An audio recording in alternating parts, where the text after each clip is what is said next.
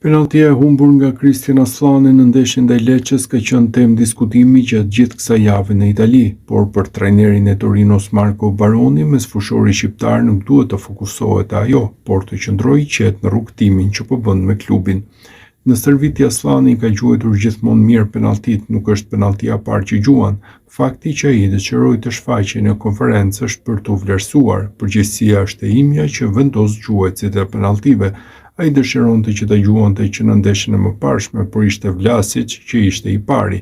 Kanë gabuar dhe kampion shumë të mëdhenj në kompeticione të tjera. Aslani duhet të qëndrojë i qetë dhe po rritet. Ai duhet të bëjë më shumë pa u kushtozuar nga penalltia e humbur, tha trajneri para gazetarëve në konferencën për ndeshjen ndaj Milanit në Serie A. I pyetur se si ishte hierarkia e goditësve, Baroni bëri gjithçka të qartë. Vlasic dhe Aslani janë të parët, pastaj ndaj Atalantës caktova të gjuante Zapata, se më dukej e drejtë ashtu. Vitin e kaluar u alternuan Zapata dhe Adams.